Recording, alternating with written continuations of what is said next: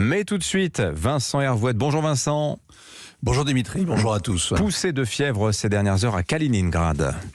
Oui, il y a dans le monde des recoins qui semblent faits pour la guerre, des barils de poudre qui attendent l'allumette. Kaliningrad est une enclave russe en Europe et dans l'OTAN, coincée entre la Pologne et la Lituanie. C'est une écharde laissée par l'histoire et qui peut facilement devenir un abcès.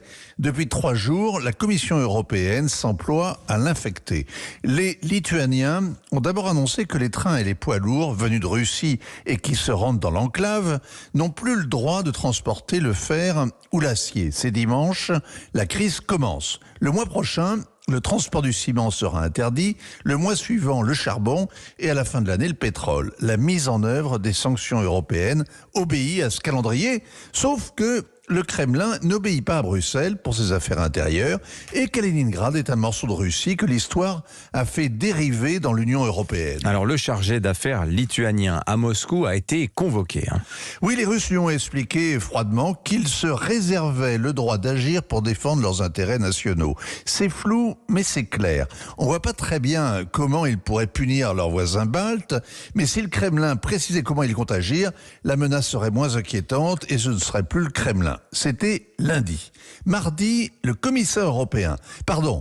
haut représentant européen pour les affaires étrangères et la politique de sécurité, a expliqué que la Lituanie avait bien agi en concertation avec la Commission et qu'il ne faut pas parler de blocus puisque le transit des marchandises et des passagers continue. Alors, on ne peut pas réclamer à un haut représentant d'être terre à terre. Mais on se demande si Joseph Borrell réalise qu'une politique de sécurité doit rendre le monde plus sûr. Bloquer les trains qui vont à Kaliningrad est le type même de sanction qui ne sert à rien puisque les Russes peuvent importer ce qu'ils veulent par la mer ou par les airs.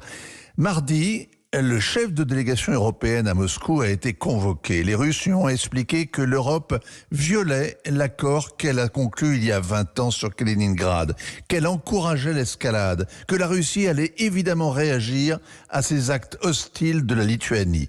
L'Ukraine a rajouté un peu d'huile sur le feu en déclamant que la Russie n'avait pas le droit de menacer la Lituanie. Alors, question Vincent, Kaliningrad, est-ce que c'est le bon endroit pour faire monter la tension avec le Kremlin ? Pour l'instant, c'est une tempête dans un petit gobelet de vodka, mais il faut rester prudent parce que Kaliningrad est l'un des endroits les plus militarisés au monde, parce que l'histoire est tragique. En 1945, Staline y a fait table rase, Königsberg a été effacé des cartes et les Prussiens chassés jusqu'au dernier. Les Prussiens qui eux-mêmes avaient chassé les Baltes quelques siècles auparavant. Depuis 70 ans, Kaliningrad est donc soviétique et elle l'est restée. Son importance stratégique crève les yeux, elle garantit l'accès au détroit danois et au-delà à l'océan, et la flotte de la mer Baltique y a son port d'attache, des missiles Iskander y sont déployés, ils peuvent être équipés de charges nucléaires, et depuis Kaliningrad, il leur faudrait entre 190 et 210 secondes pour raser Londres, Paris, Berlin. Ajoutez à cela que Vladimir Poutine est obsédé à protéger ses bases à l'étranger, la guerre en Crimée a sécurisé Sébastopol, la guerre en Syrie a sécurisé Tartous, de là à penser que la guerre en Lituanie lui servirait à sécuriser Kaliningrad, il y a un pas qu'il ne faut pas franchir. Tout ça devrait amener à la retenue. En 1939, les Français se demandaient s'il fallait mourir pour Danzig.